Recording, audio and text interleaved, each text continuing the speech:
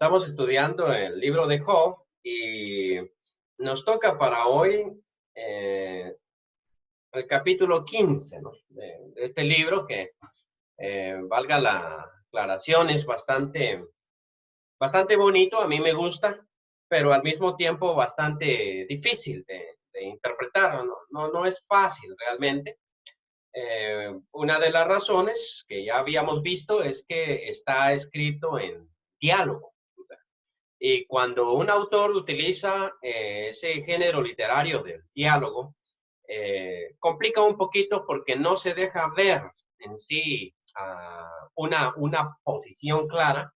Al final nosotros sabemos que Dios se presenta ante Elifaz y le dice, estoy muy enojado contigo y con tus dos amigos, porque ustedes no hablaron lo correcto de mí, así como lo hizo mi siervo Job. Él sí lo hizo correcto. El detalle es, no sabemos si lo hizo correcto en todos sus puntos o solo en algunos y no sabemos cuáles. Y no sabemos si ellos se equivocaron en su hablar y en cuál punto se equivocaron. Entonces, como se está presentando en diálogo, uno tiene que analizar lo que se va diciendo y observar en dónde podría estar el error que ellos están cometiendo, ¿no? Por una parte, por otra, los ánimos se están calentando un poquito. Cuando empezamos a estudiar el libro, porque lo agarramos ya después de la primera escena, ya había pasado un round de diálogos, ¿no? Y en eso que ya había sucedido, los amigos de Job de veras se están pasando con el pobre Job. O sea, a veces uno se pregunta qué tan grosero puedo llegar a ser, ¿no? Pero ellos ahí creo que se pasaron bastante. Si nos ubicamos en la posición de Job, haber perdido las riquezas que Job va a decir más adelante, eso ni me importaba realmente. Pero haber perdido a todos sus hijos, por los que él se desvivía, por los que él ofrecía constantes sacrificios, por si alguna cosa decían en contra de Dios. La conducta de los muchachos era muy buena, pero él suponía que podían equivocarse en determinado momento. Era sumamente cuidadoso con todo. Y en el capítulo 8 viene Bildad, suita, y le dice, ¿acaso torcerá Dios el derecho o pervertirá el Todopoderoso la justicia? Dios es justo, nunca va a torcer el derecho. Y a continuación le dice, si tus hijos pecaron contra él, él los echó en el lugar de su pecado. O sea, prácticamente tú dices que tus hijos eran muy justos y todo, pero nada. Si les pasó lo que les pasó, es porque fueron realmente pecadores. Y eso es poner sal a la herida, dice uno. Eso es poner el dedo en la llaga. Y Job tampoco se ha quedado tranquilo. En el capítulo 9, creo yo, que es el lugar donde Job habla más, más fuerte en contra de Dios, versículo 13, Dios no volverá atrás su ira, y debajo de él se abaten los que ayudan a los soberbios. ¿Cómo es eso? O sea, debajo de él se cubren los que ayudan a los soberbios. ¿Cuánto menos le responderé yo y hablaré con él palabras escogidas? Aunque fuese yo justo, no respondería. Antes habría de rogar a mi juez. Si yo le invocara y él me respondiese, aún no creeré que haya escuchado mi voz, porque me ha quebrantado con tempestad y ha aumentado mis heridas sin causa.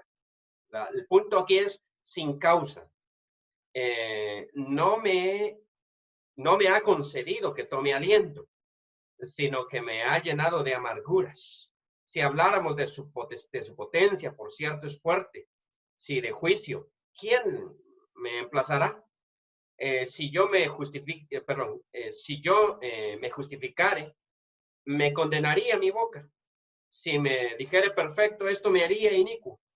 Si fuese íntegro, no haría caso de mí mismo, despreciaría mi alma. Una cosa resta que yo diga, al perfecto y al impío, él los consume. O sea, a Dios le da lo mismo que uno sea impío que sea perfecto, él consume igual. Si azote mata de repente, se ríe del sufrimiento de los inocentes. ¿No? Notemos este versículo 23. Si un azote mata de repente, Dios se ríe del sufrimiento de los inocentes. O sea, como que se pega una carcajada cuando un inocente está sufriendo. Job lo está diciendo. La tierra es entregada en manos de los impíos y él, Dios, cubre el rostro de sus jueces. Y me imagino que los amigos pusieron una cara como de, ¿qué dijiste? Y él contesta, si no es él, ¿quién es? ¿Dónde está? Bueno, no sé cómo no le cayó un rayo, ¿no? El caso es que ya terminó la primera ronda y después de una ronda, Job se queja una vez más, lo que estábamos analizando. Y ahora empezamos con la segunda ronda en que Elifaz va a responderle. Estábamos ahí, en que Elifaz va a responderle y vamos a ver qué es lo que dice. Como digo, esto no es fácil, ¿verdad? Respondió Elifaz de manita y dijo, estamos Job capítulo 15, proferirá el sabio vana sabiduría y llenará su vientre de viento solano. Qué difícil, es difícil realmente ese versículo. Estuve leyendo varias traducciones y cada quien lo toma de una manera diferente. Creo que la mejor manera de entender lo que está diciendo ahí es, mira, Job está hablando vana sabiduría. Y eso de que llena su vientre de viento solano, el viento solano era ese viento que seca realmente. Ese viento que cuando venía había que arroparse porque secaba hasta los huesos prácticamente. Y lo que está diciendo es que Job, en vez de razonar con ellos, con palabras escogidas y con lógica, lo que está haciendo es insultándolos, o sea, está echando tempestades por la boca. Proferirá el sabio vana sabiduría y llenará su vientre de viento solano. En vez de discutir con nosotros y de utilizar razones, esto es como cuando uno discute con un religioso, sobre todo con un testigo de Jehová, ¿no? Y lo que uno se saca es una súper insultada y más bien le quieren pegar. Entonces, esto es bien interesante. Yo estaba una vez discutiendo con un mormón, a propósito. Agarró el libro de Mormón y yo sentí que me iba a pegar con el libro en la cabeza, pero no, lo vino, lo abrió y me lo puso enfrente y me dijo, aquí está, mire, lea. Pero realmente ya es insulto, ya no es razonamiento. Creo que esto es lo que está diciendo. Proferirá el sabio vana sabiduría y llenará su vientre de viento solano. O sea, cuando tú hablas, como que el viento me pegara, ¿no? Disputará con palabras inútiles y con razones sin provecho. Tú también disipas el temor, o mejor dicho, en el caso tuyo, tú disipas el temor y menosprecias la oración delante de Dios. Deberías de apreciar eso. Porque tu boca declaró tu iniquidad, pues has escogido el hablar de los astutos. Tu boca te condenará y no yo, y tus labios testificarán contra ti. Job, si yo pensaba que eras inocente, ahora con lo que has dicho, estoy seguro de que eres culpable y ni necesidad tengo yo de acusarte.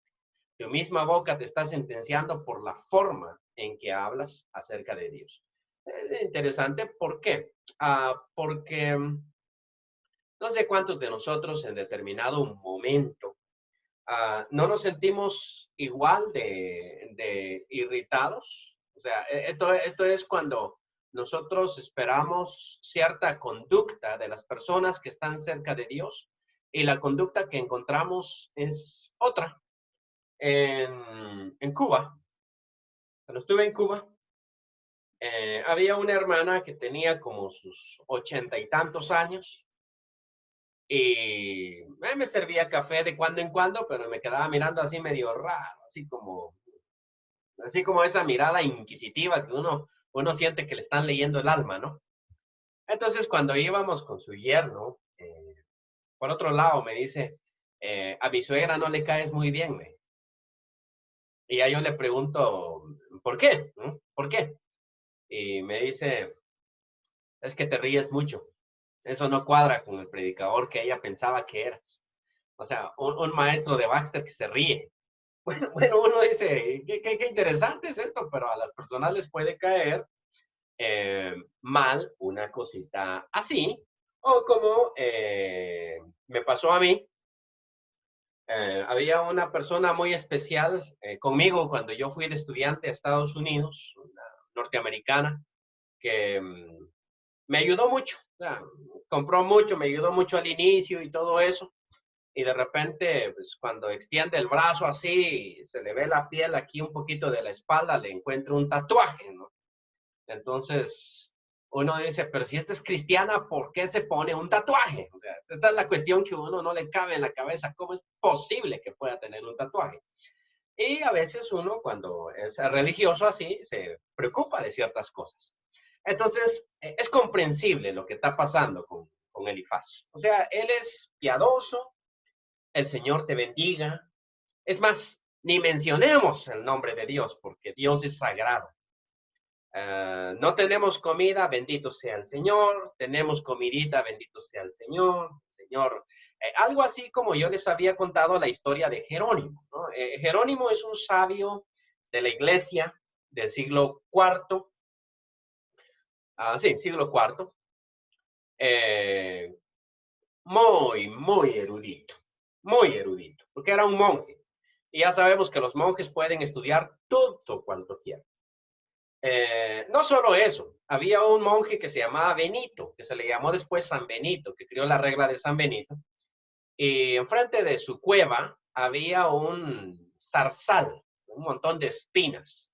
Y él generalmente andaba tanto desnudo, pero cuando tenía un mal pensamiento, el hombre se tiraba en esas espinas y se revolcaba sobre ellas para que se le fueran los malos pensamientos. Usted se imagina cómo tenía la piel el pobre hombre todo rayado, ¿no? Entonces Jerónimo, que era su amigo, dice, no, hombre, eso está muy difícil. Yo mejor, como él era romano, él era, sí, romano, entonces él sabía latín. Yo mejor me voy a aprender una palabrita de griego cada vez que tenga un mal pensamiento. Y se volvió erudito el hombre en griego. Se acabaron las palabras, ya no tenía más que aprender. Así es de que siguió con el hebreo. Bueno, fue un hombre muy ilustrado. Pero les contaba la vez pasada que él fue el que hizo no la primera traducción, ya había traducciones antes de la Biblia al latín, pero él hizo la traducción más majestuosa, la que sirvió a la Iglesia Católica por más de 1000 años, la que se llama la Vulgata Latina, que hoy en día se puede conseguir, incluso una traducción en español de la Vulgata. Él hizo esa traducción. Y en la parte donde la mujer de Job le dice a Job, maldice a tu Dios y muérete, Jerónimo, en su traducción de la Vulgata Latina, no pudo poner la palabra maldición junto con Dios. O sea, él estaba leyendo en el hebreo que decía, maldice a tu Dios y muérete, pero él no podía escribir eso. O sea, consideraba que se iba a ir para el infierno si escribía semejante cosa. Entonces le cambió. Y sí, consideraba que se iba para el infierno si escribía, pero no consideraba que era tan delito cambiar la cosa. Yo hubiera dejado mejor el texto en blanco, ¿verdad? A ver que cada quien mire ahí, al poner algo como no voy a traducir esto, pero él le cambió y le puso bendice a tu Dios y muérete. Me imagino cómo se habrá puesto Jerónimo al traducir todas estas palabras de Job, que acabamos de leer. O sea, si un rayo le cae al pobre inocente, Dios se pega una carcajada. Se ríe del sufrimiento de los inocentes. La tierra es entregada de los impíos, en manos de los impíos, narcotraficantes, mala gente. Y Dios encubre el rostro de sus jueces para que no actúen. Y entonces hace la pregunta, si no es él, entonces ¿quién? Pues explíquenme, porque no entiendo. Por eso es que los amigos dicen esto. Por eso es que, o sea, que quiero justificar en esta clase la actitud de sus amigos, porque realmente lo que Job está diciendo es serio. Y entonces por eso es que él le dice, oye, estás mal, o sea, piensas que me vas a derrotar con esa sabiduría, piensas que entre más fuerte grites y entre más cuestiones digas, vas a ganar. No, tu misma boca te está condenando, Job. No soy yo, no somos nosotros. Pero Elifaz continúa, ¿no? Dice, vamos a ver qué tan sabio eres. Porque aquí es donde nosotros vemos que Job no era tan viejo. Yo no sé qué edad tenía ni puedo especular muy bien cuál era su edad. Generalmente a los jóvenes no se les tomaba en cuenta en esa época, pero sabemos que tenía hijos e hijas solteras. Ahora, Job vive en una época en que puede tener hijos a los 70, 80 años. En aquel tiempo había poligamia, ¿no? ¿Naciste tú primero que Adán? O sea, ¿qué tan viejo eres? ¿O fuiste tú formado antes que los collados? Y esto es porque entre más vieja era la persona en la antigüedad, más sabia era. Y yo tiendo a pensar eso. O sea, generalmente pienso que entre más vieja es la persona, más sabiduría tiene. Claro, cuando escucho hablar a Manuel López Obrador, entonces cambio de opinión. Pero generalmente las personas viejas van a ser sabias e inteligentes. No, no es, ¿cómo es? Andrés Manuel López Obrador, ¿no? Ok, porque es curioso, ¿no? Entonces, ¿naciste tú primero que Adán? Eso es lo que le dicen. ¿Estás viejo para estar hablando de esas cosas? ¿Oíste tú el secreto de Dios y está limitada a ti la sabiduría? ¿Qué sabes tú que no sepamos? Esto Job se lo dijo antes a ellos. Ustedes piensan que como ustedes va a morir la sabiduría, igual que ustedes y yo. Pero le dice, ¿qué sabes tú que no sepamos nosotros? ¿Qué entiendes tú que no se halle en nosotros? Y aquí es donde compara las edades. Cabezas, canas y hombres muy ancianos hay entre nosotros. Mucho más avanzados en días que tu padre. Probablemente sea una exageración. Eh, Está difícil ver la literalidad de esto, o sea, qué edad tenían estos hombres y qué se hizo el padre de Job en toda esta discusión. Probablemente sea una exageración, pero el texto sí nos deja claro que las edades de los tres amigos de Job son mucho mayores que las de él. Y Job es, vamos a decir, el joven. Es el joven que está protestando. Y estos son mucho más viejos, ¿no? Es lo que le está diciendo. Nosotros, cabezas, canas y hombres muy ancianos hay entre nosotros. Mucho más avanzados que tu padre. Ahora será que tú. En tan poco tienes las consolaciones de Dios y las palabras que con dulzura se te dicen, esto no es cierto. Lo primero es que las palabras son las de ellos, no son las consolaciones de Dios. Cuando uno lee la Nueva Versión Internacional, en este pasaje 11, dice, déjeme ver, se me perdió, pero da a entender la Nueva Versión Internacional que quien está aconsejando a Job es Dios. Pero realmente no es esto lo que Elifaz está diciendo. Lo que Elifaz está diciendo es, mira, lo que nosotros te estamos diciendo es palabra de Dios. Es palabra de Dios. Por eso le dicen, tampoco tiene las consolaciones de Dios y las palabras que con dulzura se te dicen. Bueno, es cierto que Elifaz no fue tan grave. Es cierto que el texto que yo leí al principio de esta clase vienen de Bildad, pero él también las escuchó. Y no fueron nada dulces decirle, ¿sabes qué? Cuando tus hijos pecaron, ahí mismo les cayó el techo, porque Dios los castigó por pecadores, no por otra cosa. Eso no estaba tan dulce, ¿sí? Eso no está tan dulce como que, bueno, en fin. ¿Por qué tu corazón te aleja? ¿Y por qué guiñan tus ojos? O sea, el rostro que está poniendo Job, la ira que está sacando, para que contra Dios vuelvas tu espíritu y saques tales palabras de tu boca. Esto sí no es sabiduría.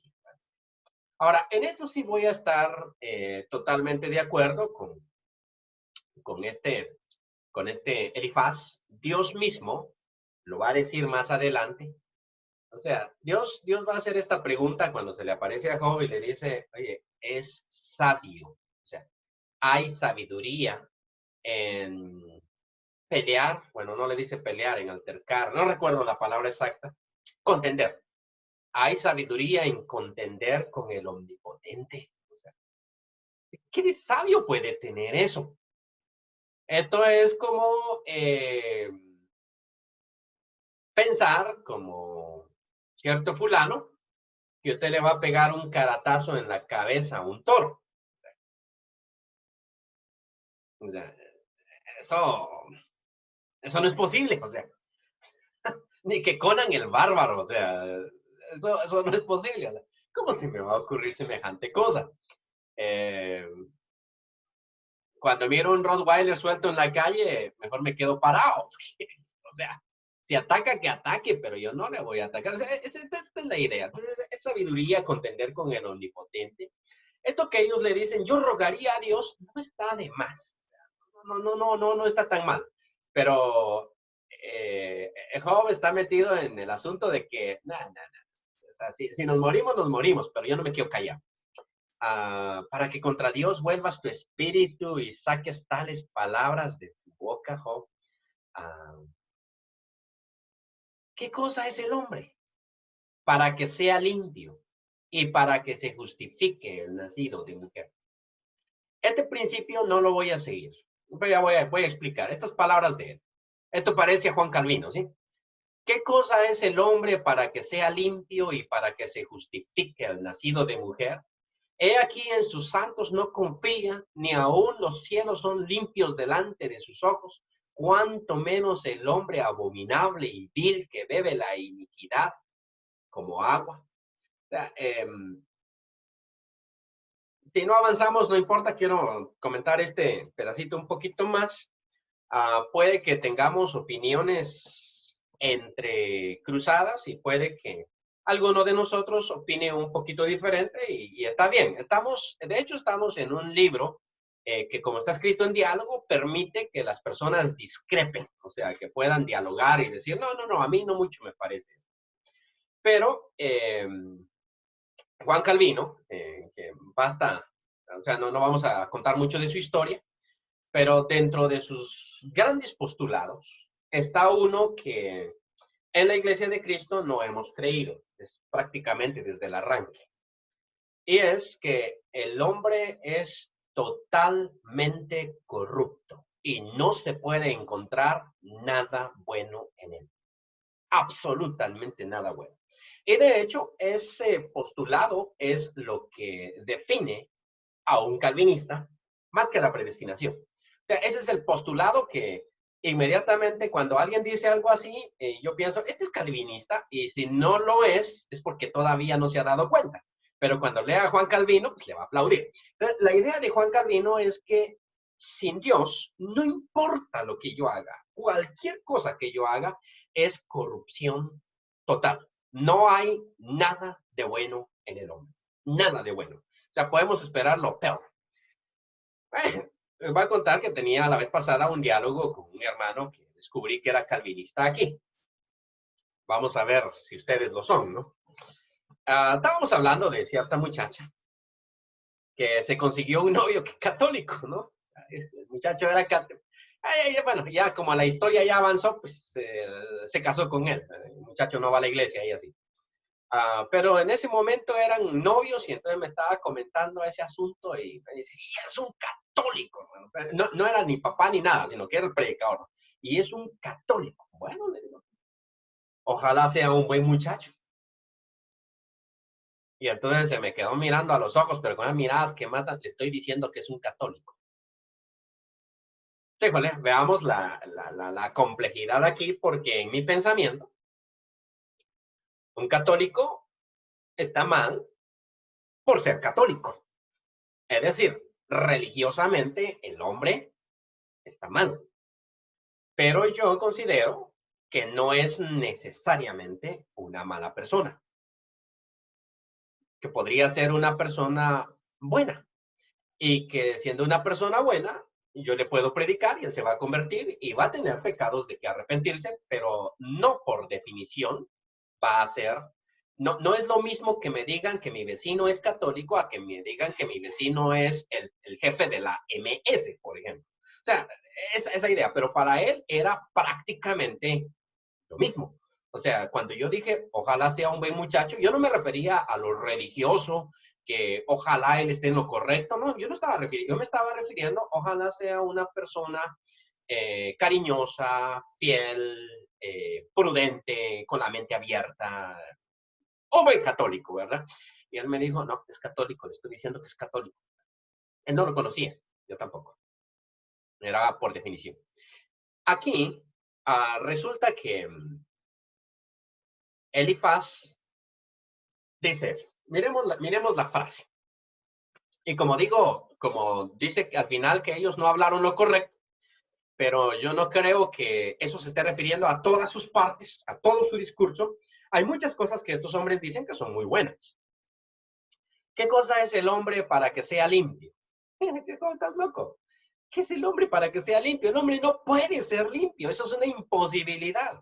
Y para que se justifique el que nace de una mujer, o sea, la discriminación a la mujer y todo eso, se nació de una mujer. Pensemos en Dios. Dios no confía ni en sus santos. La palabra santos hace alusión aquí a los ángeles, ¿sí? Es una forma en que se habla de los ángeles en la Biblia, en el Antiguo Testamento, cuando habla de los santos, a veces de los ángeles.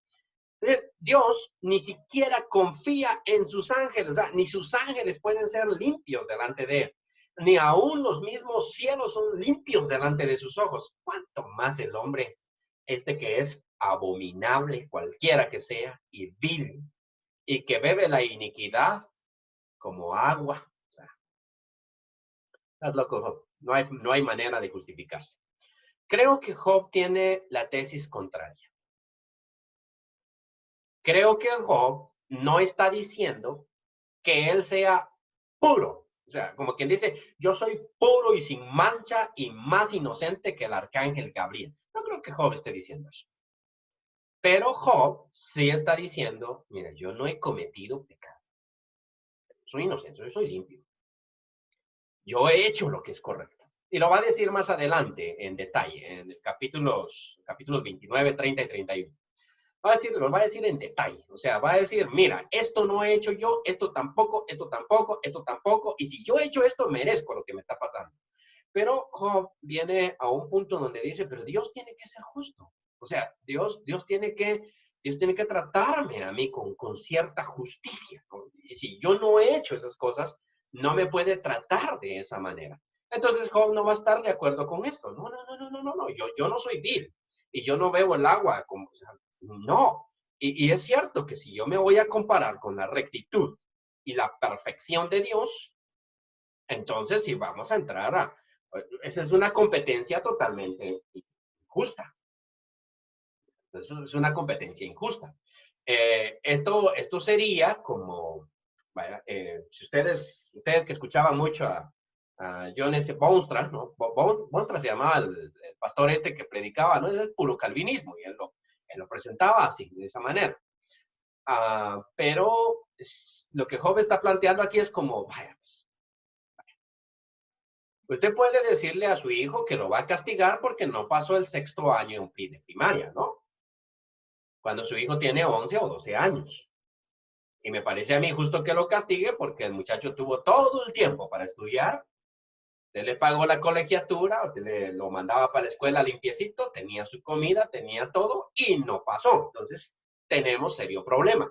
Porque también su hijo tiene una inteligencia normal, porque sabe inventar excusas. Ahora, si el hijo de uno tiene serio retraso mental, y en esto me acuerdo de Danielito, ¿no? Cuando aplacé, decimos aquí en Honduras, cuando la plancharon, decimos en Guatemala, en la clase de pedagogía general, en el IMBO, con 54 puntos. Y Daniel estaba ahí cuando yo estaba contando la historia. Y entonces me dice, ¿te quedaste con ella? Y le digo yo, no, pues es que, sí, todos se quedaron. O sea, a todos nos planchó. Se llamaba La Piraña, creo que Eric la recuerda. Y entonces me dice Danielito, pues, ¿cómo es? Desgracia de muchos, consuelo de tontos. Y luego me dio una gran lección, ¿no? Porque como Dani era típico para eso, ¿cómo se llama tu instituto? ¿Se llama Instituto Normal? ¿Es para genios o es para gente normal? Entonces, uno se queda callado con Dani porque le podía pegar su tortazo también. Entonces, se queda callado, ¿verdad? Para gente normal, ¿cierto? ¿Sos normal o no sos normal? Esto es bien interesante, pero uno no va a acusar a su hijo de 5 años de no estarse graduando de medicina. que tiene 5 años. Esto no es lógico. Y esto es lo que Job plantea todo el tiempo. O sea, él lo va a volver a decir más adelante. Mira, no estamos hablando de este tipo de justicia que ustedes están mencionando. O sea, si nos comparamos así, obvio, obvio. Pero no estamos hablando de ese tipo de justicia. Cualquier pregunta, me levantan la mano, cualquier comentario, no se preocupen, estamos en diálogo, siempre y cuando no llenen su vientre de viento solano, estamos bien. Ok. Sigue diciendo, vamos a ver el resto de poesía. Escúchame, yo te mostraré y te contaré lo que he visto, lo que los sabios nos contaron. No solo yo lo he visto, los sabios también están de acuerdo conmigo. De sus padres. Y no lo encubrieron. Es tradición antigua, mijito. Es sabiduría antigua. A quienes únicamente fue dada la tierra y no pasó extraño por en medio de ellos. O sea, esto no se entiende a primas a principio, pero lo que pasa es que si yo caigo en desgracia, entonces se supone que no soy tan sabio. Y si yo tengo prosperidad económica, entonces se supone que Dios me ha bendito y eso significa que yo sé vivir mi vida y por lo tanto soy sabio. Entonces, el hecho de que la tierra siempre haya sido de esta gente y nunca haya pasado un extraño por en medio de ellos o nunca un extraño la haya tomado, implica que ellos sí sabían vivir su vida de manera justa, de manera recta, que sí eran sabios. Pues. O sea, la sabiduría se presentaba para eso. Job, por su situación en la que estaba, no era sabio. Este mismo argumento presentan los fariseos contra el ciego de nacimiento en Juan capítulo 9, cuando lo están fastidiando y le preguntan, ¿cómo pues te sanó? Y entonces él dice, pues ya se los dije, ¿para qué lo quieren escuchar otra vez? ¿O es que ustedes quieren hacerse sus discípulos? Entonces, le dicen, mira, nosotros sabemos que este tipo es pecador. Si es pecador, yo no lo sé. Una cosa sé, que yo era ciego y ahora miro. Y Dios no escucha a los pecadores. O sea, no, sí sabía que no era pecador, ¿no? Entonces se enojan y le dicen, tú naciste del todo en pecado y ahora quieres enseñarnos a nosotros. ¿Cuál es el problema que tienen con el razonamiento del ciego? Ni uno. No tienen problema con el razonamiento del ciego. Tienen problema con que sea ciego. Si es ciego, pecó, pues pecador. Tú naciste del todo en pecado porque nació ciego, ¿no? Y ahora nos vas a enseñar a nosotros. Tú eres pobre, ajá, y ahora nos vas a enseñar a nosotros acerca de cómo ser justo, cómo ser correcto. Estás loco. En cambio, estos sí, porque su tierra nunca fue tomada, ¿ok? Todos sus días, aquí viene la filosofía de ellos. El impío es atormentado de dolor. Todos los días. Y el número de sus años está escondido para el violento. O sea, el impío no va a morir de viejo, el impío lo van a matar. El violento lo va a matar. Estruendos espantosos hay en sus oídos. O sea, lo insultan a cada rato y lo amenazan a cada rato. En la prosperidad, el asolador vendrá sobre él. Él va a tener cierta prosperidad. Sí, es posible. Posible que tenga prosperidad, pero cuando esté en la cúspide, el asolador vendrá sobre él. Él no cree que volverá de las tinieblas, porque Job lo ha dicho. Job dijo eso. Yo no sé, no voy a volver de las tinieblas. Él no cree que va a volver de las tinieblas. No son palabras tan dulces. Y descubierto está para la espada. Ok, no voy a matar. Vaga alrededor tras el pan diciendo, ¿en dónde está? Sabe que que le está preparado día de tinieblas. Tribulación y angustia le turbarán y se esforzarán contra él como un rey dispuesto para la batalla. Vale. Por cuanto él extendió su mano contra Dios. Aquí está el pecado. Aquí vamos a poner dos pecados que está pintando Elifaz. El primero es que él extendió su mano contra Dios y se portó con soberbia contra el Todopoderoso. Y realmente esto no tiene ninguna sabiduría. O sea, pleitar con Dios, eso es muy tonto, pero Job lo ha hecho. Corrió contra él con cuello erguido. Esto es como cuando los niños se insultan y levantan la cara así. Es la idea, ¿no? Con la espesa barrera de sus escudos. ¿Cuáles son sus escudos? Porque la gordura cubrió su rostro. Bueno, no quiero imaginarme este cuadro de alguien tan gordo, tan gordo, tan gordo que ya su rostro no se mire. E hizo pliegues sobre sus ijares. Es otra cultura, hermanos. Entonces, en esta cultura, ser gordo es bendición de Dios, ¿no? O sea, en esta cultura, si uno es gordito, oígame, si es bendito por el Señor, y si uno es flaco, no. De hecho, en el griego, la palabra astenés quiere decir flaco o quiere decir enfermo o quiere decir bajo maldición. Interesante, ¿no?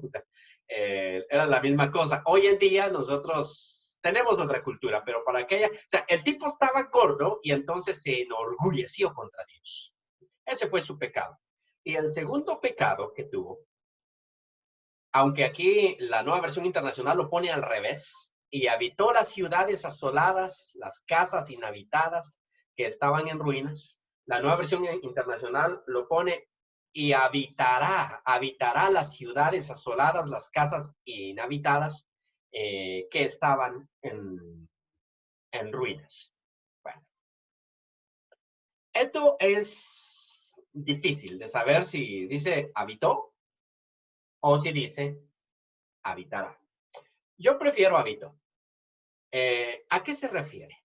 Bueno, se refiere a que uno puede formar su riqueza. O sea, los antiguos tenían un serio problema con la riqueza. También. Había la idea, ya se me está yendo tiempo, pero esto es importante. Había una idea de que la riqueza era limitada.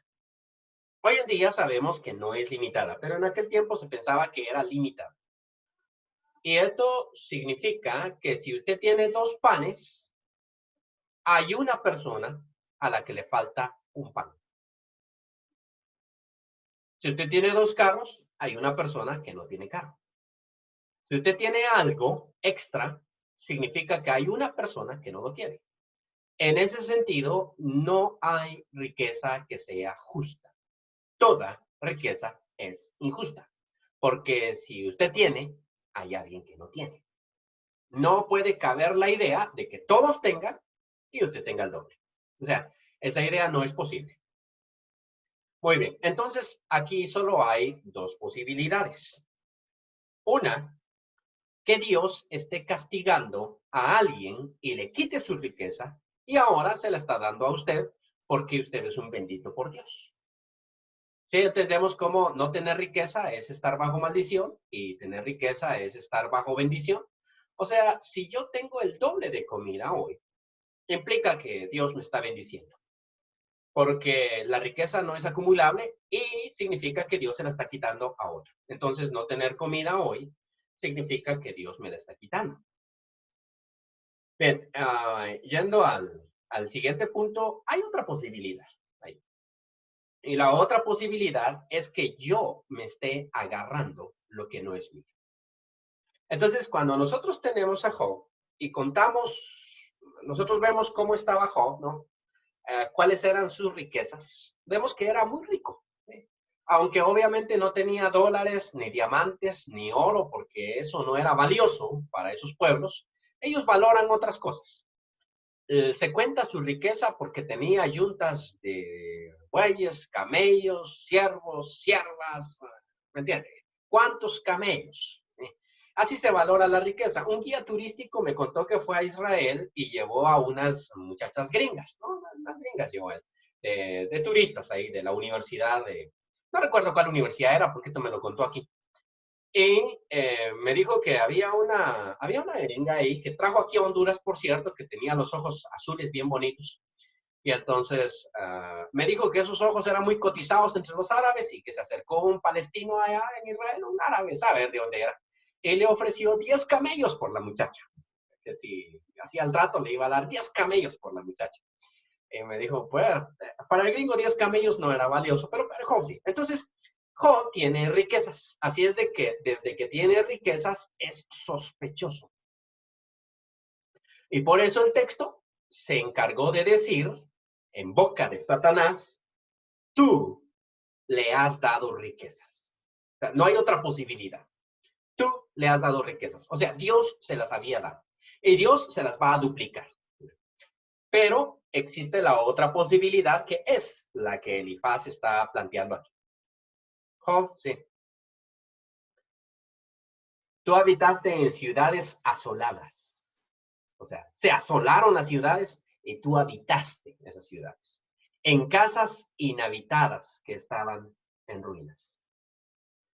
Vamos al Antiguo Testamento y veamos lo que pasó con Acab. Esto es lo que está planteando Elifaz. Mira lo que pasó con Acab. Acab quería una viña, ¿no? La viña de Nabot. Porque no quería vino, sino quería un huerto. O sea, quería sembrar otra cosa, quería quitar esas viñas. Y la viña quedaba a la par de su palacio y encantaba esa viña. Estaba linda, ¿no? El terreno estaba lindo. Quiso hacer tratos con Nabot, pero Nabot no quiso vender su viña. Estaba en todo su derecho porque era heredad de sus padres. Estaba en su derecho. Entonces, Acab se pone a llorar como mariquita. Pone a llorar ahí. Y Jezabel lo encuentra y le dice, ¿qué te pasa? Yo voy a arreglar eso. Jezabel manda a decirle a los jueces del lugar ahí en Jezreel, el pueblo, a los ancianos vendidos, les dice, maten a Nabot. Y ellos se las arreglan para conseguir testigos falsos. Le montaron todo un juicio a Nabot. Yo creo que si hubiéramos estado en el momento y en el tiempo, en Telemundo, ocurrió así, o entonces sus noticieros hubieran dicho que Nabot era un corrupto, porque le pagaron a la gente para que dijera, él ha blasfemado de Dios, cuando él era inocente. Entonces, toda la gente se tragó el cuento, o sea, toda la gente de Jezreel creyó que se había hecho justicia. Y a Nabot, venga la aclaración, no lo dice el texto, pero también a sus hijos. Esto era obvio, porque cuando moría el patriarca, morían sus hijos. Y a toda su familia los apedrearon. Ahí los apedrearon. Y el paso siguiente fue, acá voy a tomar posesión de la viña porque quedó deshabitada. O sea, curiosamente se murió el dueño, pues, y aquí, si no me la agarro yo, pues que a otro se la va a agarrar. Y es una pequeña recompensa para este rey tan justo y tan bueno, ¿no? Lo que Acab no tomó en cuenta es que Dios estaba sabido de la situación. Esa era otra manera de enriquecerse, ¿sí? Y que en el momento en que Acab está tomando posesión de la viña, se aparece Elías. ¿Se acuerdan de la historia, no? Y le dice lo que le va a pasar por lo que acaba de hacer. Bueno, pasó mucho tiempo para que sucediera, pero al final de cuentas sucedió y en el mismo lugar donde los perros lamieron la sangre de Nabot, se comieron el cuerpo de Jezabel. O sea, esta es la idea, ¿no? La venganza sucede. Y esto es lo que Elifaz está proponiendo en este preciso momento. O sea, mira, y habitó, o sea, este tipo se levantó contra Dios, pecado número 1, y pecado número 2, habitó las ciudades asoladas, las casas inhabitadas que estaban en ruinas. Okay. Al fin descubrimos, ¿quién se dio cuenta? O sea, vuelvo al caso de Acab. ¿Quién se dio cuenta que toda esta trama contra Nabot salió de la mente maquiavélica de Jezabel? Nadie. Solo los jueces y ella. Y Dios. Y Elías. Nadie lo supo en el momento, pero más adelante viene la sentencia. Entonces, esta es la idea. Te enriqueciste, Job, o sea, era rico, mijito, era rico, pero parece que tu riqueza, y por eso es que Job va a defenderse después de todo esto, tu riqueza provenía de el hurto. No prosperará ni durarán sus riquezas, como lo acabamos de ver contigo, Job. Ni extenderá por la tierra su hermosura. Eso significa sus hijos no van a extenderse, no se va a propagar, ¿ves? Por eso se murieron tus hijos. No escapará de las tinieblas, de esta no te vas a levantar. La llama secará sus ramas y con el aliento de su boca perecerá. Tus mismas palabras te van a condenar, que ya se lo había dicho. No confíe el iluso en la vanidad, porque ella será su recompensa. Él será cortado antes de su tiempo, como en el caso de Job, que no está llegando a viejo, y sus renuevos no reverdecerán. Perderá su agraz como la vid. Este es el español complicado, ¿no? Pero tal vez no es el español complicado. Somos nosotros que no cultivamos viñas. Agraz es la uva verde. Agraz es la uva verde.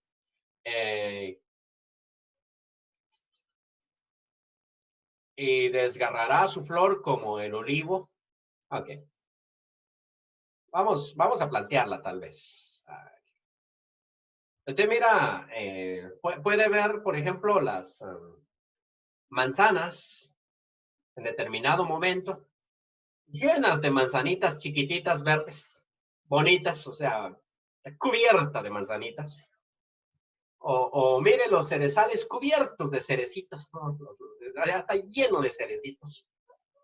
O mire los duraznales llenos de flor. O sea, si usted tiene su cultivo de duraznales y los mira todos llenos de flor, usted dice, wow, este año sí va a haber una cosecha, pero linda, ¿no? Y mira todas las manzanitas cargadas de manzanitas y dice, este año sí voy a comer manzanas, pero es que me voy a llenar. Y de repente cae una gran tormenta de granizo. Nosotros sabemos lo que significa eso. Significa que el duraznal bota todos sus duraznos, o sea, había la esperanza de una superproducción, pero cayó. Esta es la metáfora que está utilizando. Perderá su agraz como la vid la pierde. ¿Está listo? Cuando está su uva verde y uno piensa que va a recoger vino, pero resulta que no. Se perdió, se echó a perder la cosecha. O derramará su flor como el olivo. Está en flor y uno dice, hoy este año sí vamos a tener una de aceite, pero luego algo sucede y la flor se cae. Porque la congregación de los impíos será asolada y fuego consumirá las tiendas de soborno. ¿Cómo obtuviste cómo obtuvo Jezabel la viña de Nabot? ¿Cuánto tuvo que pagar a los jueces, no? Concibieron dolor, dieron a luz iniquidad y en sus entrañas traman engaño. Las palabras de Elifaz son bastante duras contra Job y son de bastante acusación.